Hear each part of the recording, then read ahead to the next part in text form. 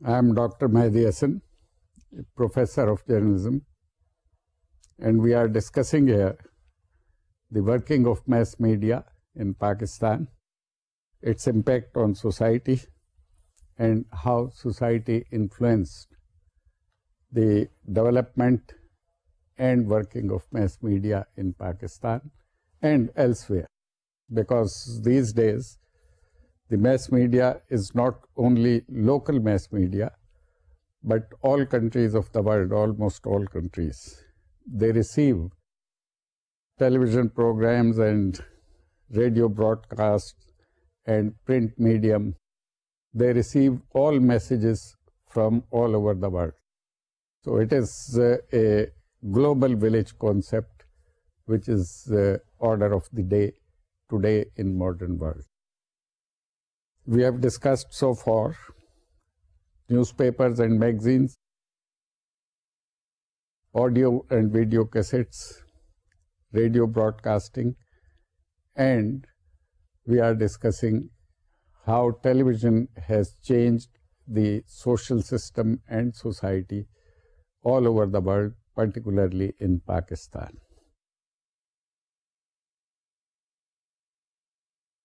ہم نے ابھی تک ٹیلی ویژن کے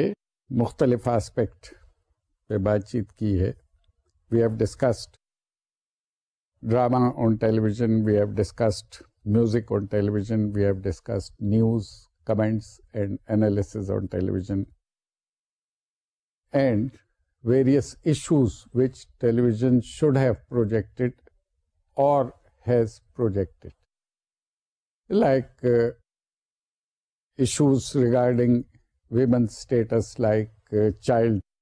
labor problem in Pakistan, like depiction of crime on television.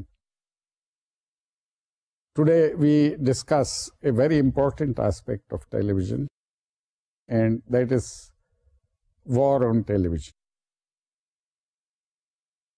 یہ اس لیے اہم ہے, میں نے ابھی کہا آپ سے کہ it is a very important aspect of television, کہ اس پہ بہت سی ڈبیٹ ہوتی رہی ہے اور ہو رہی ہے دنیا میں, کہ کیا جنگ کے سین, مناظر خبروں میں اور ڈاکومنٹریز میں, فلم کے ذریعے سے ٹیلی ویژن پہ لوگوں کے گھروں میں, لیونگ رومز میں, بیڈ رومز میں, سٹنگ رومز میں دکھانے چاہیے, جس میں اتنی موت ہوتی ہے, جس میں اتنا ظلم ہوتا ہے, جس میں اتنی کلنگز ہوتی ہیں, لاشیں ہوتی ہیں, زخمی ہوتے ہیں, ہتھیاروں کا استعمال ہوتا ہے, خوفناک ہتھیاروں کا استعمال ہوتا ہے. کیا یہ جائز ہے کہ لوگوں کو پرامن ماحول میں, گھروں میں بیٹھے ہوئے لوگوں کو یہ سب کچھ دکھایا جائے؟ اس پہ دونوں طرف کے آرگومنٹس موجود ہیں. کچھ لوگوں کا خیال ہے کہ نہیں دکھانا چاہیے, کچھ لوگوں کا خیال ہے, ان کے پاس آرگومنٹس ہیں کہ اسے ضرور دکھانا چاہیے, کیونکہ اس کے دکھانے سے دنیا میں امن قائم ہونے اور جنگ کے ختم ہونے کی امید کر سکتے ہیں, ہم توقع کر سکتے ہیں.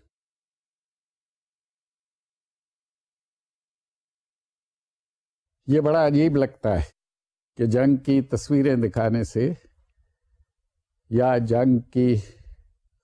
خبریں سنانے سے جنگ کے اثرات کو یا جنگ کو کس طرح روکا جا سکتا ہے, امن کیسے قائم کیا جا سکتا ہے. آپ کو یاد ہوگا میں نے 2-3 دفعہ پچھلے لیسنز میں, پچھلی ہماری جو ڈسکشنز ہیں ان میں آپ کو بتایا تھا کہ پہلی دفعہ ٹیلی ویژن لائیو وار سینز کو ٹیلی کاسٹ کرنے کے لیے جب ویتنام میں استعمال کیا گیا تھا,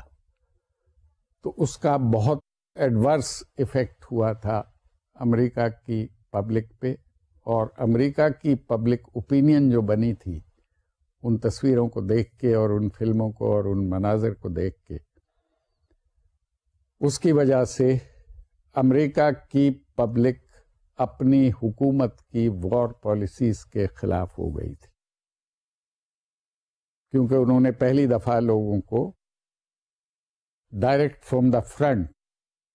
لوگوں کو مرتے ہوئے، اپنے لوگوں کو، اپنے بیٹوں کو، اپنے بھائیوں کو، اپنے رشتہ داروں کو، عزیزوں کو، شوہروں کو میدان جنگ میں مرتے دیکھا تھا. اور پچھلے اسباق میں نے آپ کو بتایا ہے، یقیناً آپ کے ذہن میں ہوگا کہ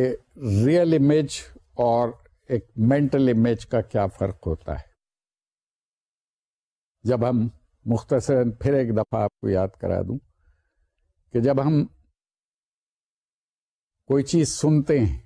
یا کوئی چیز پڑھتے ہیں، اس کا ویژول نہیں ہوتا جب ہمارے ساتھ، تو ہم اپنی مینٹل پکچر ایک بناتے ہیں. میں نے یہ بھی بتایا تھا اخبارات پہ بات چیت کرتے ہوئے آپ سے کہ کمیونیکیشن کے ایک بہت بڑے ایکسپرٹ نے، جس کے اس کام کو اب کلاسیکل کا درجہ حاصل ہے، والٹر لپمین، بہت بڑا جرنلسٹ گزرا ہے امریکہ کا، جس کا کالم 70 اخبارات میں روزانہ سنڈیکیٹڈ کالم چھپتا تھا. سنڈیکیٹڈ کالم اسے کہتے ہیں ہم، جو بیک وقت مختلف اخباروں، میگزینز میں یا مختلف جگہوں پہ ایک ہی دن چھپتا ہے، اس کو ہم سنڈیکیٹڈ کالم کہتے ہیں. والٹر لپمین نے یہ کہا تھا 1922 میں، اور اس کا یہ نظریہ آج تک قائم ہے کہ تمام آئیڈیاز اور ہمارے ایکسپیرئنسز جو ہم اپنے دماغ میں محفوظ کرتے ہیں وہ تصویروں کی شکل میں ہوتے ہیں. اور یہ بتاتے وقت میں نے آپ سے کہا تھا کہ اگر آپ اپنے گزرے ہوئے کل کو یا 1 مہینے پہلے کے واقعات کو یا 1 سال پہلے کے واقعات کو یاد کرنا چاہیں بیٹھ کے تنہائی میں، تو فلم کی طرح وہ سارے مناظر ہمارے ذہن میں آ جاتے ہیں کہ ہم کیا کرتے رہے تھے یا ہمارے ایکسپیرئنسز کیا تھے. اس کو پکچرز ان دا مائنڈ کہتے ہیں. تو پڑھنے اور سننے پر بھی کسی پیغام کو ہم اس پیغام کی تصویر اپنے ذہن میں بناتے ہیں. لیکن جو ریئل امیج ہیں، جینون، کیمرے کے ذریعے سے، خاص طور پہ ٹیلی ویژن کیمرے کے ذریعے سے، جو ہمیں موومنٹ بھی دکھاتا ہے اور ہمیں بالکل اس طرح کسی منظر کو دکھاتا ہے as if we are present on the spot, جیسے خود ہم وہاں موجود ہیں، حاضر ہیں. ہم مختلف اسپورٹس دیکھتے ہیں، گیمز دیکھتے ہیں ٹیلی ویژن پہ، لائیو جب کوریج ہوتی ہے اس کی، تو بالکل ایسا لگتا ہے جیسے ہم کھیل کے میدان میں موجود ہیں اور ہمارے سامنے کھیل ہو رہا ہے. بلکہ بسا اوقات بہت سے کھیل میدان کے مقابلے میں ٹیلی ویژن پہ زیادہ اچھے نظر آتے ہیں، کیونکہ ٹیلی ویژن مخصوص اوقات میں، مخصوص مومنٹس پہ بعض پلیئرز کو اور ان کی مووز کو جس طرح کلوز اپ میں ہمیں دکھاتا ہے، اس طرح میدان میں بیٹھ کے ہم نہیں دیکھ سکتے. یہ ایڈوانٹیج ہے اس ٹیکنالوجی کا، جس کو ہم ٹیلی ویژن کیمرہ کہتے ہیں یا ٹیلی ویژن امیج کہتے ہیں. جو لوگ یہ کہتے ہیں کہ وار نہیں دکھانی چاہیے ٹیلی ویژن پہ، خاص طور پہ جو لوگ ہاکس کہلاتے ہیں، ہاکس کہتے ہیں ان کو جو جنگ پسند ہوتے ہیں، جو طاقت کے استعمال میں یقین رکھتے ہیں، ان کو ہاکس کہتے ہیں انگریزی میں. یہ ایک اصطلاح ہے جو استعمال کی جاتی ہے. اور جو امن پسند لوگ ہوتے ہیں یا جنگ کے مخالف ہوتے ہیں، ان کو ڈوز کہتے ہیں، کیونکہ فاختہ امن کا نشان ہے. تو اصطلاح ڈوز کی استعمال ہوتی ہے یا ہاکس کی استعمال ہوتی ہے. ہاک ایک ایسا پرندہ ہے جس کو طاقت کے استعمال کے لیے استعمال کیا جاتا ہے، کیونکہ وہ چھوٹے پرندوں کا شکار کرتا ہے. تو ہاکس عموماً ٹیلی ویژن کے جنگ میں استعمال کے خلاف ہے، اس لیے کہ ٹیلی ویژن کا کیمرہ وہ تمام کلنگز اور وہ تمام ظلم و تشدد جو کسی بھی جنگ کے نتیجے میں لازمی ہے ہونا. جب جنگ ہوتی ہے تو اس میں ہتھیاروں کا استعمال ہوتا ہے، پھول تو نہیں استعمال ہوتے جنگ میں، بم استعمال ہوتے ہیں، توپیں استعمال ہوتی ہیں، میزائل، راکٹس، بڑے بڑے خطرناک ہتھیار ایجاد کر لیے انسان نے، وہ استعمال ہوتے ہیں. تو ان کا استعمال جب آپ دکھائیں گے تو یقیناً لوگ جنگ کے خلاف ہو جائیں گے، لوگ اس بربریت کے، اس ظلم کے خلاف ہو جائیں گے، اور وہ چاہیں گے کہ جنگ بند ہو جائے. تو یہ بات جنگ پسند لوگوں کو یا جنگجو لوگوں کو پسند نہیں آتی. لہذا وہ ٹیلی ویژن کے کیمرے کے خلاف ہیں کہ میدان جنگ میں ٹیلی ویژن کا کیمرہ آئے. آپ کو یاد ہوگا میں نے کہا تھا کہ ویتنام کی جنگ میں شکست کے بعد امریکہ کے محکمہ دفاع نے جب انکوائری کی تھی اور ایک ریسرچ کی تھی کہ ان کو شکست کیوں ہوئی، تو اس میں انہوں نے ٹیلی ویژن پہ بڑی بھاری ذمہ داری ڈالی تھی. تو اس ریسرچ کے بعد جب اس کی فائنڈنگز پبلک کی گئیں تو امریکہ کی فوجی ہائی کمانڈ نے اس کے بعد ہونے والے ایسے ملٹری ایکشنز اور ایسی جنگیں جو امریکہ نے لڑیں بہت سی، ان میں اتنی آزادی ٹیلی ویژن کو نہیں دی جتنی آزادی ویتنام میں حاصل تھی. ویتنام میں ایک بہت مشہور واقعہ ہوا تھا، اس کو تاریخ میں جانتے ہیں لوگ مائی لائی کے واقعے سے، کہ ایک پورے گاؤں کو تباہ کرنے کے بعد کچھ لوگ جو زندہ بچ گئے تھے، کچھ امریکی فوجیوں نے ان کو کولڈ بلڈڈ مرڈر جیسے کہا گیا، ان کو ہتھیار ڈالنے کے بعد یا غیر مسلح ہونے کے باوجود ان کو قتل کر دیا گیا تھا. اور اس کے جو ریسپانسبل تھے لوگ، بعد میں ان پہ مقدمہ بھی چلا اور ان کو سزائیں بھی ہوئیں. یہ مناظر بھی مائی لائی کے بھی لوگوں نے امریکہ میں، ساری دنیا میں، خاص طور پہ امریکہ میں جب ٹیلی ویژن پہ دیکھے تو اس سے حکومت کے پالیسی سازوں کی اور کمانڈرز کی، ملٹری اسٹریٹجیز بنانے والوں کی اور جنگ لڑنے والوں کی ریپوٹیشن پہ بہت برا اثر پڑا. اس کے بعد پھر ویتنام کے اتنی فریڈم کبھی نہیں دی امریکی کمانڈرز نے ملٹری ایکشن اور جنگ کے دوران جتنی فریڈم ویتنام میں حاصل تھی. اور یہ نقطۂ نظر بھی سامنے آیا کہ ٹی وی کا کیمرہ ہونا ہی نہیں چاہیے میدان جنگ میں. لیکن جو لوگ اس کے حق میں ہیں ان کا کہنا یہ ہے کہ اگر ٹی وی کے کیمرے کو استعمال کیا جائے جنگ کے لیے تو ممکن ہے کہ بہت سے ایسے لوگ جو جنگوں میں ہلاک ہوتے ہیں ان کی زندگی میں اضافہ کیا جا سکے اور ان کو زندہ رہنے کے زیادہ مواقع حاصل ہو سکیں، کیونکہ ان کو مارنے والے یہ سوچیں گے کہ ان کے اس ایکشن کو ساری دنیا دیکھے گی تو ان کے بارے میں یا ان کی حکومت کی پالیسیز کے بارے میں وہ کیا سوچیں گے. اس لحاظ سے وہ یہ کہتے ہیں کہ ٹیلی ویژن کے کیمرے کو میدان جنگ میں جانے کی اجازت ہونی چاہیے اور اس پہ کوئی سینسرشپ عائد نہیں ہونا چاہیے. اس زمین میں دو اور بہت اچھی مثالیں وہ دیتے ہیں.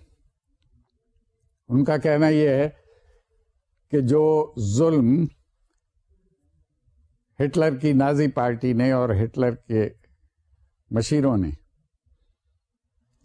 یہودیوں پہ کیا دوسری جنگ عظیم کے دوران اور ہٹلر کی حکومت کے دوران، جس کو پرسیکیوشن کہتے ہیں یہودیوں کی، جس میں ویسٹرن ریسرچرز اور تاریخ دانوں کے مطابق لاکھوں یہودیوں کو بہت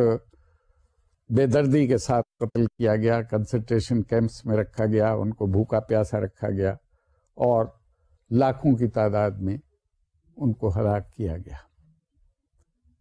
تو کیمرے کے حامی میدان جنگ میں یہ کہتے ہیں کہ اگر دوسری جنگ عظیم کے دوران ٹیلی ویژن کا استعمال ہو رہا ہوتا، میں نے آپ کو بتایا تھا کہ ٹیلی ویژن کا استعمال کمرشل دوسری جنگ عظیم کے خاتمے کے بعد شروع ہوا تھا، 1945 کے بعد ایجاد ہو گیا تھا ٹیلی ویژن 1936 میں، لیکن جنگ کی وجہ سے اس پہ زیادہ کام نہیں ہو سکا تھا۔ تو ان لوگوں کا خیال یہ ہے کہ اگر ٹیلی ویژن ہوتا اس وقت تو شاید نازی جرمنی یہودیوں پہ وہ ظلم نہ کر سکتی جو تاریخ کا حصہ ہے اب۔ اسی طرح ان کا کہنا ہے کہ ٹیلی ویژن کی وجہ سے اسرائیل کے بارے میں امریکہ کی پبلک اوپینین میں 80s کے بعد سے ایک بہت بڑی تبدیلی آئی ہے، اور جو رومانٹسزم، رومانیت پائی جاتی تھی اسرائیل کے بارے میں اور ان کو مظلوم سمجھا جاتا تھا، اور امریکہ کا ہر آدمی تقریباً اسرائیل کا حامی تھا اور فلسطینیوں کو اور عربوں کو ٹیررسٹ یا ان پہ ظلم کرنے والا سمجھتا تھا،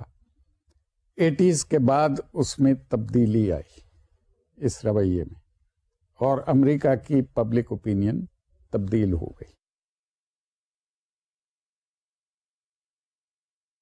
اس تبدیلی کی وجہ ان کی ریسرچ کے مطابق یہ ہے کہ 80s میں اسرائیل نے جب حملہ کیا لبنان پہ، اور بیروت میں اس وقت سول وار جاری تھی بہت خونی، اس میں اسرائیل کے حملے کے بعد، جس میں اس نے ایئر فورس کو بھی استعمال کیا، جس میں اس نے ٹینک اور توپیں بھی استعمال کی، اور جو فلسطینی کیمپ لبنان میں تھے بیروت کے آس پاس اور صدرن لبنان میں، ان میں بہت بڑے اسکیل پہ قتل و غارت گری کی، جس کی تصویریں اخبارات میں بھی بہت شائع ہوئیں اور ساری دنیا میں اس کا اثر ہوا، اسرائیل کے خلاف پبلک اوپینین ہوئی، اور پہلی دفعہ یہ محسوس کیا امریکہ کی پبلک نے ٹیلی ویژن پہ خبروں میں وہ کلپنگز دیکھ کے اور وہ فلمیں دیکھ کے اور تصویریں دیکھ کے جو بیروت اور لبنان میں اسرائیل کے ظلم و تشدد کے بارے میں دکھائی گئیں۔ تو امریکہ کی پبلک نے پہلی بار یہ محسوس کیا کہ اسرائیل اتنا بھی مظلوم اور معصوم نہیں ہے جتنا وہ سمجھتے رہے تھے، اور ایک بہت بڑا سیکشن امریکہ کی پبلک کا فلسطینیوں کے حق میں ہوا، اور انہوں نے یہ کہنا شروع کیا ووکلی، سر عام، کہ فلسطینیوں کے پاس اپنا ملک ہونا ضروری ہے، اپنی ریاست ہونی ضروری ہے، اور یہ کہ اسرائیل ان پہ ظلم کر رہا ہے، جبر کر رہا ہے۔ یہ دیکھیں، آپ دیکھتے ہیں کہ آج کل بھی تمام بین الاقوامی میڈیا جو ہے، خاص طور پہ ٹیلی ویژن، وہ مقبوضہ علاقوں میں اسرائیل نے جن پہ قبضہ کیا ہوا ہے، جس کو ویسٹ بینک کہتے ہیں، دریا اردن کا مغربی کنارہ، وہاں جو یہودی بستیاں ہیں اور جو مقبوضہ علاقے ہیں غزہ کے اور ویسٹ بینک کے، ان میں اسرائیل جس طرح فلسطینیوں کے گھر گراتا ہے، اسرائیلی بلڈوزر آتے ہیں، ٹینک آتے ہیں، فلسطینیوں کے گھر گرائے جاتے ہیں، یا اب ہم دیکھتے ہیں، ساری دنیا دیکھتی ہے کہ ٹینک کا، توپ کا،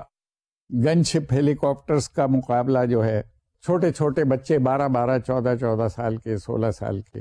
وہ پتھروں سے اور غلیل سے کر رہے ہیں۔ تو جب اس کے بعد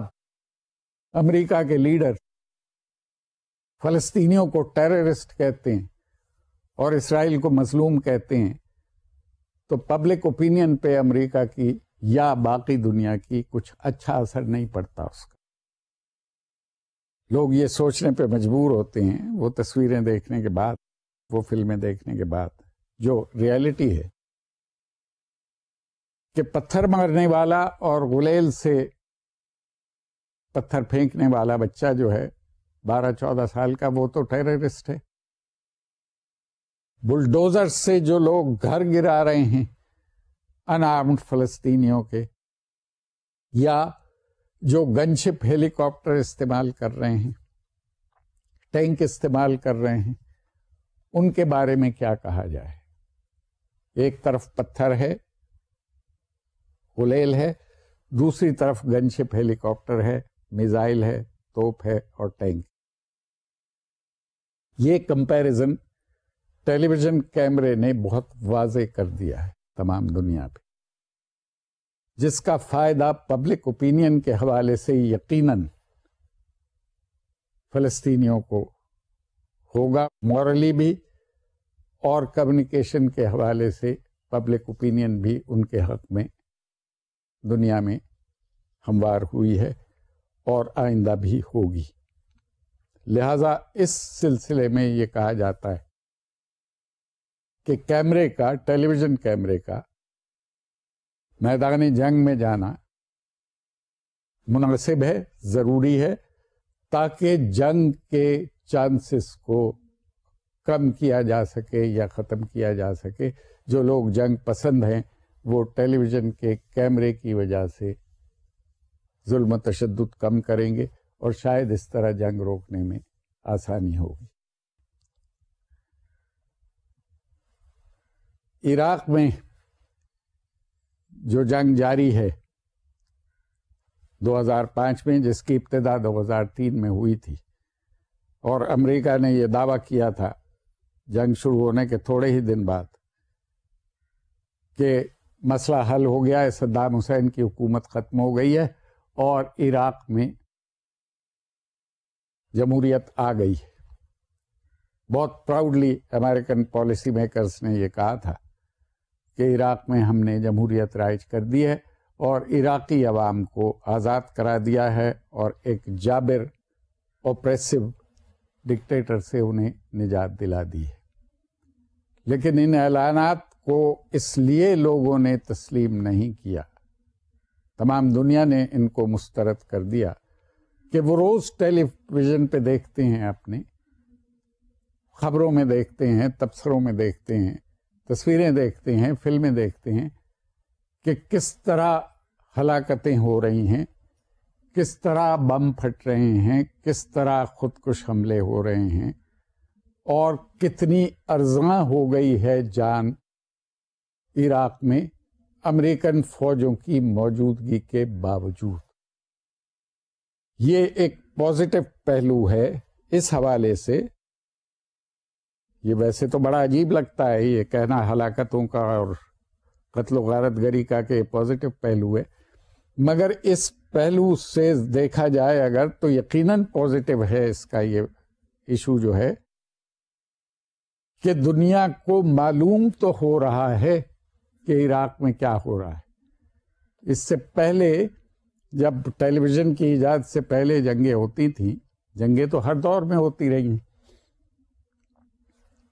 پچھلے 400 سال میں جتنی جنگیں ہوئی ہیں اس میں 14 کروڑ آدمی اب تک ایک ریسرچ کے مطابق ہلاک ہو چکے ہیں. تو جنگ جو ہے وہ تو ہمیشہ سے انسانی معاشرے کا حصہ رہی ہے، اور بعض جنگوں میں پرانے دور میں،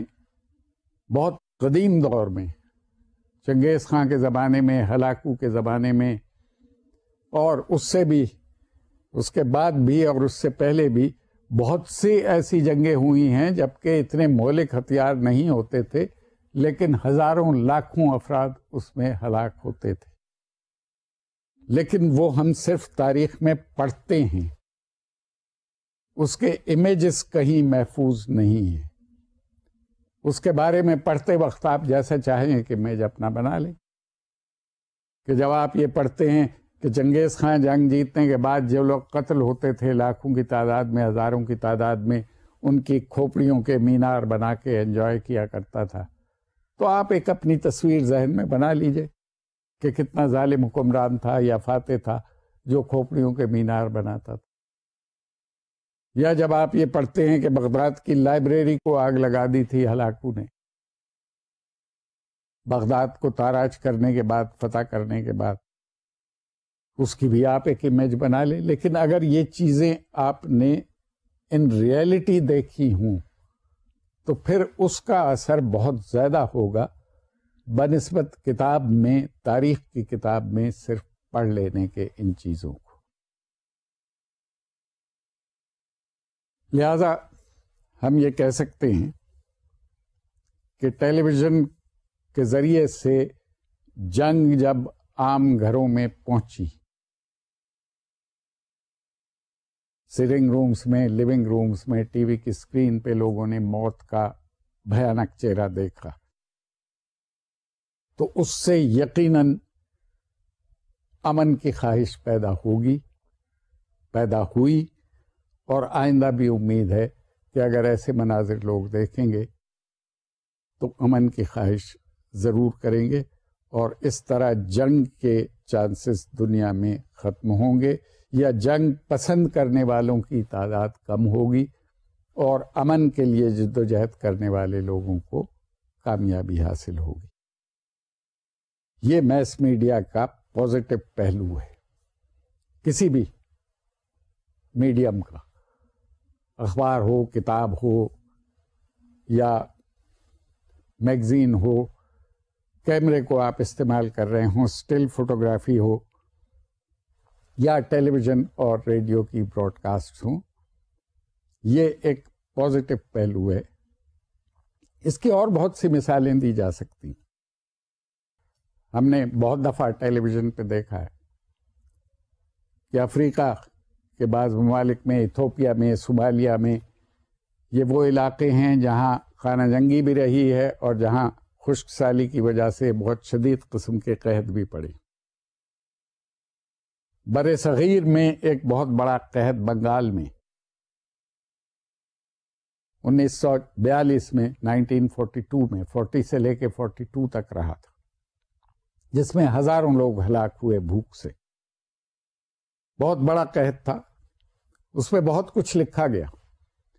فیچرز لکھے گئے، خبریں شائع ہوئیں، پروگریسو رائٹرز موومنٹ کے افسانہ نگاروں نے، ناول نگاروں نے اس کو اپنے افسانوں، ناولوں اور شاعری کا موضوع بھی بنایا۔ لیکن یہ سب کچھ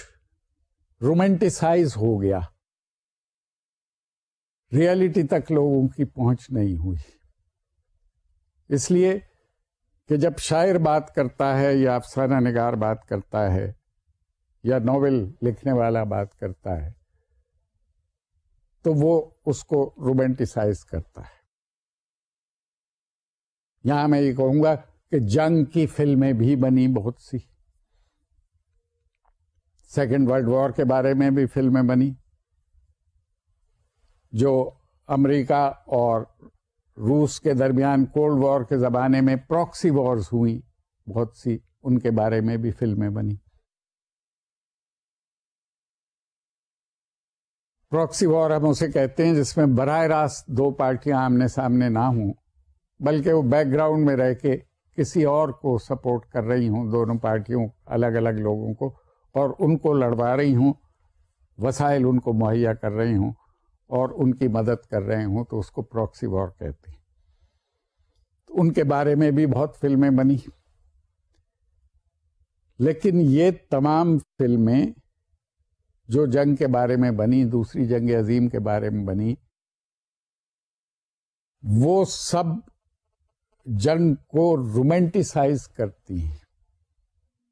اس کو بڑے اٹریکٹیو انداز سے پیش کرتی ہیں۔ اس میں دیکھنے والوں کو صاف پتہ لگتا ہے کہ کچھ اچھے لوگ ہیں، کچھ برے لوگ ہیں، اور اچھے لوگ برے لوگوں کو مار رہے ہیں، اور وہ بیٹھ کے فلم دیکھتے وقت یہ خواہش کرتے ہیں کہ اچھے لوگوں کو فتح ہو جائے، کیونکہ ہیرو ورشپ انسان کی کمزوری ہے، اور ہیرو ہمیشہ اچھے لوگوں کی پارٹی میں ہوتا ہے فلم میں. یہ جنگ کو رومانٹیسائز کرنا ہے. جیسے میں نے پچھلے ایک سبق میں آپ سے بات کی تھی کہ کرائم کو پیش کرنے کے دو طریقے ہیں. ایک تو یہ ہے کہ آپ ریئلٹی میں دکھائیں کہ کرائم کیا ہے, کتنی بدنما چیز ہے, کتنی ناگوار چیز ہے. اور ایک یہ ہے کہ آپ اس کو رومانٹیسائز کر کے دکھائیں, گلیمرائز کر دیں کرائم کو. تو فلموں میں جس طرح کرائم کو گلیمرائز کیا جاتا ہے کہ 2.5 گھنٹے کی فلم میں 2.25 گھنٹے یا 2 گھنٹے 20 منٹ جو کرمنل ہے اس کو ہر قسم کی کامیابی حاصل ہو رہی ہے اور وہ فلورش کر رہا ہے, آخری 10-5 منٹ میں فلم کا ڈائریکٹر یا رائٹر اس کو اس کے انجام تک پہنچا دیتا ہے. تو جب فلم دیکھ کے باہر نکلتا ہے فلم کا آڈینس, تو اس کے ذہن میں اس کا برے آدمی کا, ایول کا انجام نہیں ہوتا, اس کے ذہن میں اس کی ساری کامیابیاں ہوتی ہیں. اس کو ہم کہتے ہیں گلیمرائز کرنا کرائم کو. تو وار کو بھی اسی طرح فلموں نے گلیمرائز کیا, جس کا وہ اثر نہیں ہوا جو ٹیلی ویژن نے جب ان ریئلٹی وار دکھائی تو اس کا جو اثر ہوتا ہے. آپ کو یاد ہوگا میں نے ایک مثال دی تھی ٹیلی ویژن پہ ہی بات کرتے وقت کہ جب یہ جنگ شروع ہوئی تھی عراق کے خلاف برطانیہ اور امریکہ کی 2003 میں,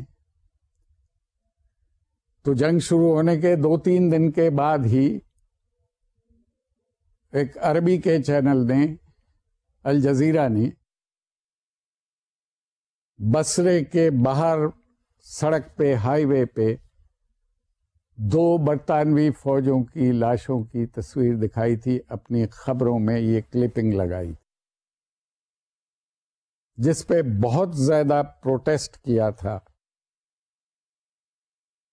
امریکہ نے اور برطانیہ نے الجزیرہ سے, اور یہ کہا تھا کہ یہ ایتھکس کے خلاف ہے اور یہ جنیوا کنونشن کے خلاف ہے, لاشوں کی تصویریں دکھا رہے ہیں آپ. اس کا ریزن یہی تھا کہ انہیں یہ خدشہ تھا کہ دنیا میں ان کی ریپوٹیشن خراب ہوگی اور لوگ جنگ کے خلاف ہو جائیں گے, جس کی وجہ سے ان کی کامیابی میں دشواریاں پیش ہو سکتی.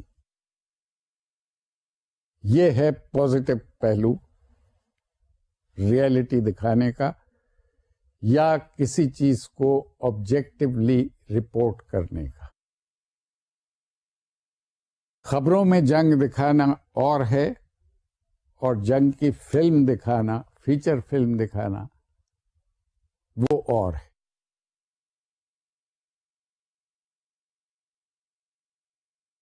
یہاں پہ ٹیلی ویژن نے جس چیز کو بہت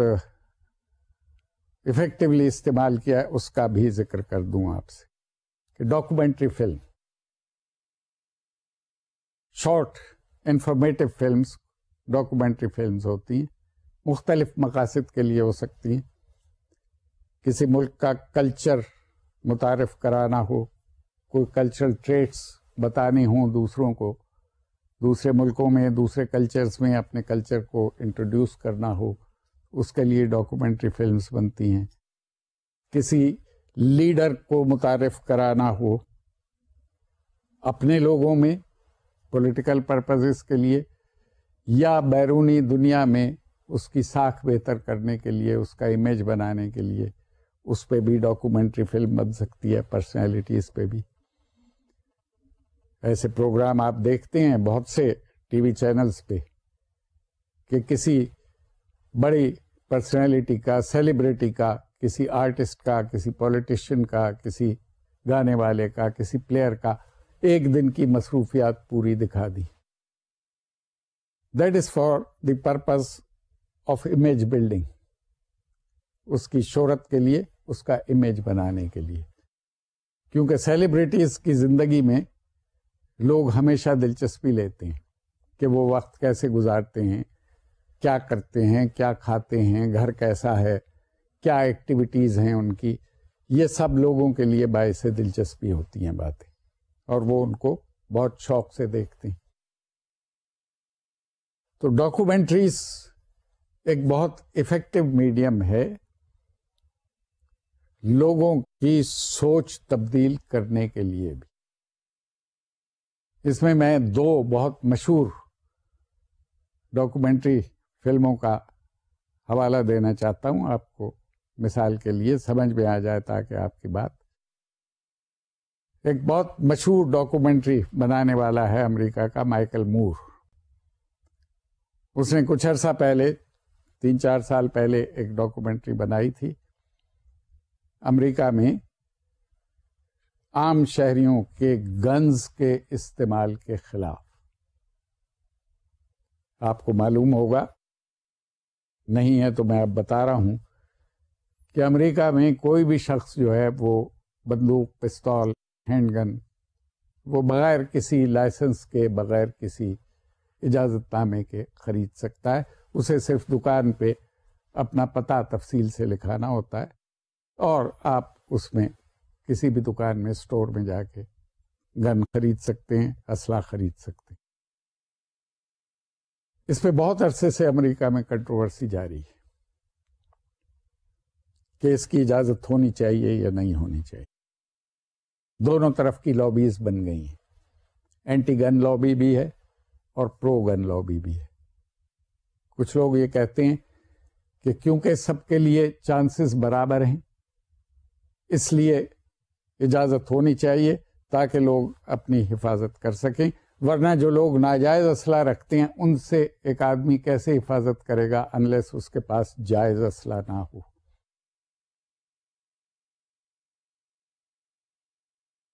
جو اینٹی گن لابی ہے ان کا کہنا یہ ہے کہ جب آدمی کے پاس ہتھیار ہوتے ہیں تو وہ استعمال کرتا ہے اور اس سے قتل و غارت گری ہوتی ہے، اس سے بدامنی پھیلتی ہے. ہتھیاروں کے حق میں جو لوگ ہیں وہ یہ کہتے ہیں کہ it is not the weapon which kills,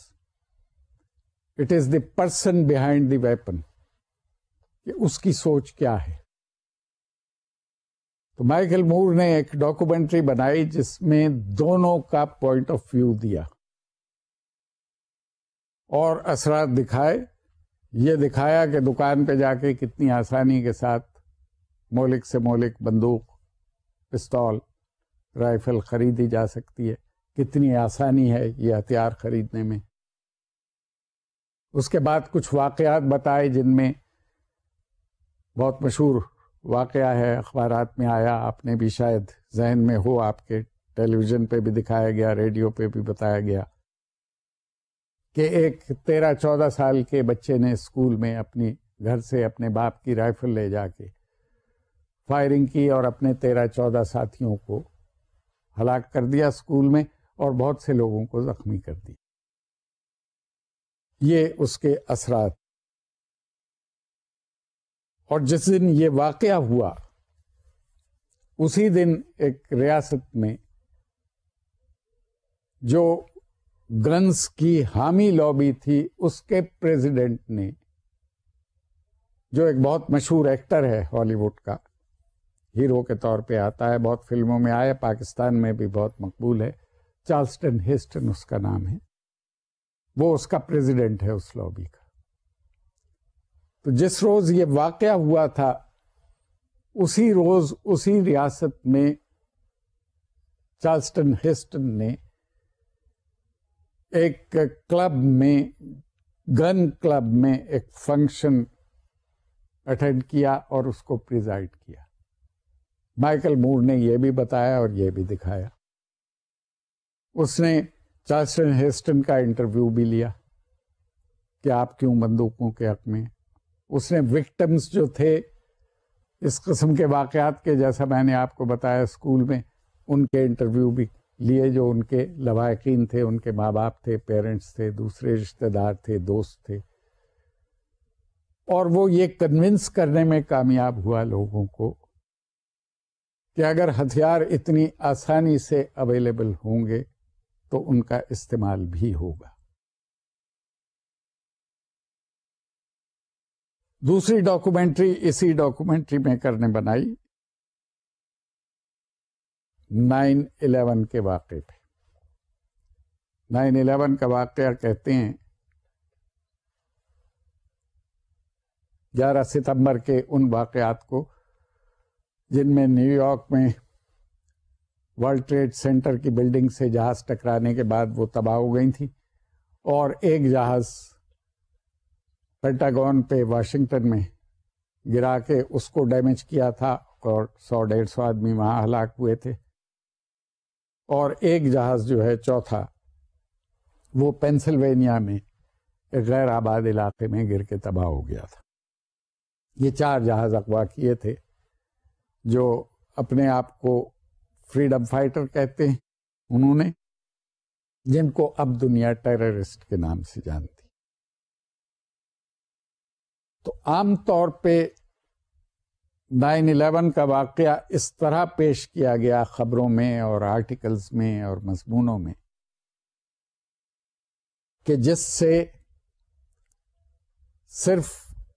یہ ایکٹ آف ٹیرر کمٹ کرنے والے جو ہیں یہ نیگیٹو شیڈ میں نظر آئے، اور لوگوں کو وکٹمز سے، ہلاک ہونے والوں سے ہمدردی پیدا ہوئی. مگر اس کے بہت سے پہلو ایسے تھے جو خبروں، تجزیوں اور کمنٹس کے ذریعے سے دنیا میں عام ریڈرز تک یا لسنرز تک یا ٹیلی ویژن کے ویورز تک نہیں پہنچے. مائیکل مور نے جو ڈاکومنٹری بنائی بہت مشہور ہوئی ساری دنیا میں، اس کا نام تھا فارنہائٹ 9/11. اس میں اس نے بہت سی ایسی انفارمیشن دی 9/11 کے حوالے سے، اس سے پہلے کے کچھ واقعات، انٹیلیجنس سروسز کی ناکامی. اس پہ بہت تفصیل سے بحث کی گئی کہ صرف 2 جہاز ٹکرانے سے اتنی اہم اور اتنی بڑی بلڈنگ تمام کی تمام کیسے ڈیمولش ہو گئی، وہ میلٹ کیسے ہو گئی، اور بہت جلدی، بہت کمپیریٹیولی تھوڑے سے عرصے میں کس طرح وہ راکھ کا ڈھیر بن گئی. کیا اس کی سٹرکچر میں خامی تھی، کیا اس میں مٹیریل صحیح استعمال نہیں ہوا تھا. اسی ڈاکومنٹری میں یہ بھی بتایا مائیکل مور نے کہ جب افغانستان پہ حملہ کیا امریکہ نے اسامہ بن لادن کو گرفتاری کا اعلان کرنے کے لیے یا اس کو ہلاک کرنے کی کوشش کرنے کے لیے، تو اس سے 3 دن پہلے اس حملے سے اسامہ بن لادن کے فیملی ممبرز کو امریکہ سے اسپیشل چارٹرڈ پلین میں امریکہ کے صدر جو ہیں ان کے والد کے ریکمنڈیشن پہ امریکہ سے باہر بھیجا گیا، جس سے یہ اسٹیبلش ہوا اس ڈاکومنٹری کے اس بات سے کہ اسامہ بن لادن سے بہت قریبی تعلقات رہے ہیں امریکہ کے موجودہ رولنگ ایلیٹ کے، اور اس کے خاندان والوں سے اب بھی ہمدردی ہے. تو ایسی بہت سی معلومات اس میں دیں، اور لوگوں کا خیال یہ تھا کہ یہ ڈاکومنٹری امریکہ کے 2004 کے جو الیکشنز تھے، صدارتی انتخاب تھا، اس موقع پہ ریلیز کی گئی تھی، اور آبزرورز کا خیال یہ تھا کہ جارج ڈبلیو بش دوسری ٹرم کا الیکشن نہیں جیت سکیں گے، اور اس میں بہت سا رول جو ہے وہ یہ ڈاکومنٹری جو ٹیلی ویژن پہ ساری دنیا نے دیکھی اپنے اپنے ہاں یا ویڈیو چلا کے دیکھی، اس کا اثر امریکہ کی پبلک اوپینین پہ یہ پڑے گا کہ جارج ڈبلیو بش دوسری ٹرم کا الیکشن نہیں جیت سکیں گے.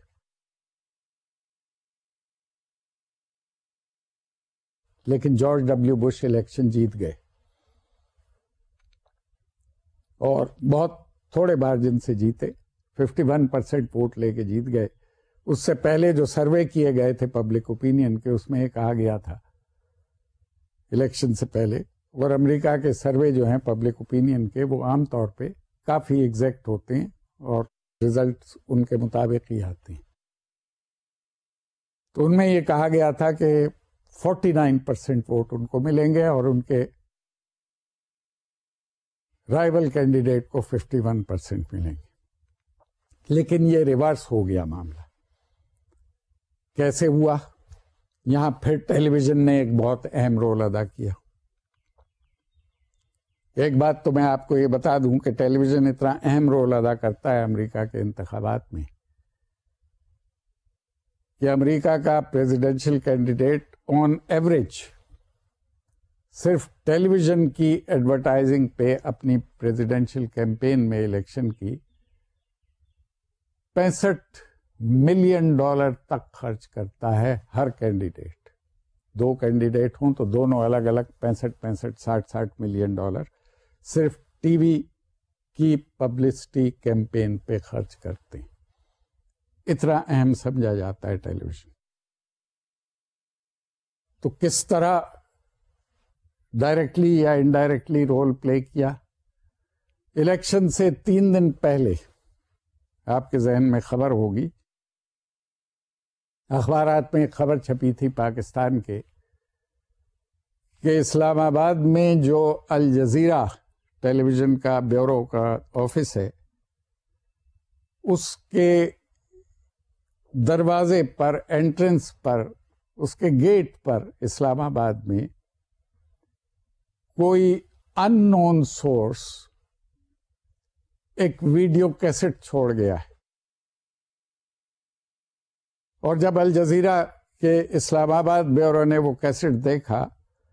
تو انہیں پتہ لگا کہ اس میں اسامہ بن لادن کا ایک مختصر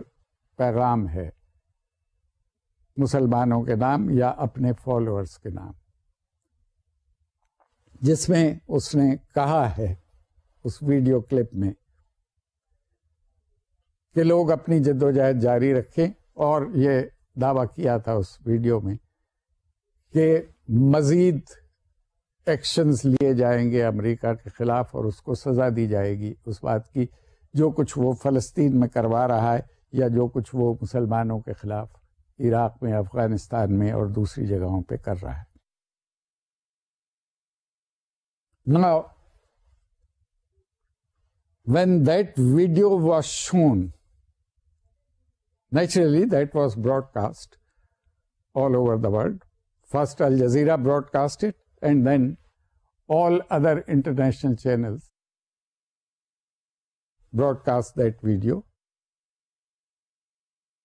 اس کے بارے میں ریسرچرز کا خیال یہ ہے اور آبزرورز کا امریکہ کے اور دوسرے ملکوں کے کہ امریکی پبلک نے یقیناً یہ سوچا ہوگا ٹیلی ویژن پہ اسامہ بن لادن کو یہ چیلنج کرتے ہوئے امریکہ کے لوگوں کو کہ یہ خطرہ ابھی ختم نہیں ہوا اسامہ بن لادن کا یا ٹیررزم کا. تو late us bring back that same person into power who is already dealing with this problem. پتہ نہیں نیا آدمی آ کے کس طرح اس سے ڈیل کرے گا, کامیاب ہوگا یا نہیں ہوگا, اس کی پالیسی کیا ہوگی. اور ہمیں کیونکہ ابھی تک خطرہ موجود ہے, ہم خطرے میں ہیں, لہذا بہتر یہ ہے کہ اسی آدمی کو دوبارہ لے آیا جائے جو آلریڈی پچھلے 3-4 سال سے اس مسئلے سے نمٹنے کی کوشش کر رہا ہے. اور اس طرح آبزرورز کا خیال ہے کہ وہ جنگ جیت گئے اپنی الیکشن کی. انہوں نے کامیابی حاصل کی اس مہم میں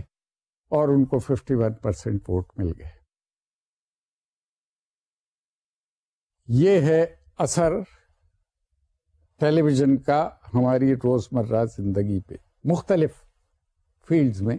مختلف سفیئرز میں. پالیٹکس میں، جنگ میں، امن کا بہت خوبصورت ایک بہت ایفیکٹو سین میرے ذہن میں آ رہا ہے۔ نیپال میں جب 2 سال پہلے سارک سمٹ کانفرنس ہو رہی تھی، اس سے پہلے آگرے کی جو سمٹ ہوئی تھی ہندوستان اور پاکستان کے درمیان صرف، جس میں جنرل مشرف اور واجپئی کی گفتگو ہوئی تھی، وہ سمٹ اس لیے ناکام ہو گئی تھی، کوئی نتیجہ نہیں نکلا تھا اس کا، کہ جو جوائنٹ کمیونیکے جاری ہونا تھا مشترکہ اعلامیہ بعد میں، اس کی ورڈنگ پہ کچھ اختلاف پیدا ہو گیا تھا ہندوستان اور پاکستان میں، اور وہ کیونکہ مشترکہ اعلامیہ جاری نہیں ہو سکا تو یہ مانا گیا کہ یہ ڈیڈ لاک ہو گیا ہے اور یہ ملاقات کامیاب نہیں ہو سکی۔ تو لوگ اس کے بعد ہندوستان پاکستان کے درمیان پیس انیشیٹو سے ذرا مایوس۔ اس کے بعد جب نیپال میں سارک سمٹ ہو رہی تھی تو لوگوں نے ٹیلی ویژن پہ دیکھا، جسے ساری دنیا کے ٹیلی ویژن اسٹیشنز نے دکھایا، کہ جنرل مشرف نے اپنی تقریر کی، مختلف موضوعات پہ اظہار خیال کیا، اس کے بعد آخر میں انہوں نے سم اپ کرتے وقت ہندوستان سے تعلقات بہتر کرنے اور دوستی کی خواہش کا اظہار کیا اور یہ کہا کہ ہم تیار ہیں، اور اس کے بعد وہ سٹیج سے اترے جب تقریر ختم کر کے، تو اپنی سیٹ پہ جانے کی بجائے وہ سیدھے واجپئی کی نشست تک گئے اور اس سے ہاتھ ملایا اور یہ کہا کہ آئی offer my hand shake for the friendship. یہ بہت افیکٹو جسچر تھا، اور صرف لوگوں نے اخبار میں نہیں پڑھا، ساری دنیا نے اس کو ٹیلی ویژن پہ دیکھا، اور یقیناً کنونس ہوئے ہوں گے کہ پاکستان کی لیڈرشپ یا پاکستان کی ریاست اور حکومت ہندوستان سے تعلقات بہتر کرنے میں یقیناً سنسیئرلی بلیو کرتی ہے اور اس کے لیے کوشش کر رہی ہے۔ تو ہم یہ کہہ سکتے ہیں کہ ٹیلی ویژن نے بہت تھوڑے عرصے میں دنیا میں آنے کے بعد لوگوں کی زندگیوں کو جس طرح متاثر کیا ہے، اور جس طرح کلچرل، سوشل، اکنامک اور پولیٹیکل فیلڈز میں اپنے اثرات ڈالے ہیں، اس نے یقیناً سوسائٹی کو تبدیل کرنے کے لیے یہ ثابت کیا ہے کہ ٹیلی ویژن ایک بہت ایفیکٹو ٹول ہے، بہت مناسب ہتھیار ہے۔ جیسے جنگ روکنے میں نے ابھی کہا ہے آپ کو اپنی آج کی ڈسکشن میں، کہ جہاں لیتھل ویپنز ہیں وہاں ٹیلی ویژن کا کیمرہ بھی ایک ہتھیار ہے جنگ کے دوران، اور وہ ہتھیار، ایک اسکول آف تھاٹ کا یہ خیال ہے کہ یہ ہتھیار جنگ روکنے کے کام آتا ہے یا جنگ روکنے کے کام آ سکتا ہے۔ اسی طرح ٹیلی ویژن جو ہے کسی بھی پازیٹیو چینج کے لیے استعمال کیا جا سکتا ہے۔ ظاہر ہے بہت سے نیگیٹو اثرات بھی پڑ رہے ہیں جس پہ ہم نے پہلے بھی بات کی ہے، لیکن پازیٹیو چینج کے لیے بھی اگر کوئی چیز نیگیٹو اثر ڈالتی ہے تو وہ پازیٹیو چینج بھی لا سکتی ہے، اور اس کو پازیٹیو تبدیلیوں کے لیے دنیا نے بہت ایفیکٹولی استعمال کیا ہے اور کر رہی ہے۔ جس طرح کی سائنسی ترقی ہو رہی ہے اور جس طرح کی مختلف فیلڈز میں ٹیکنیکل ایڈوانسمنٹ ہے، وہ ٹیلی ویژن کے ذریعے سے ساری دنیا میں عام ہو رہی ہے۔ یہ اس کا ایک بہت بڑا پازیٹیو پہلو ہے، اور جب ہم کہتے ہیں کہ دنیا ایک عالمی گاؤں بن گئی ہے تو اس میں ٹیلی ویژن کا رول جو ہے وہ سب سے نمایاں اور سب سے اہم رول ہے۔ اس پہ سوچئے، غور کیجئے، اور خود اندازہ لگائیے کہ ٹیلی ویژن ہماری زندگی پہ کس طرح منفی اور مثبت دونوں قسم کے اثرات ڈال رہا ہے. اسی سلسلے میں باقی بات چیت ہم آئندہ کریں گے.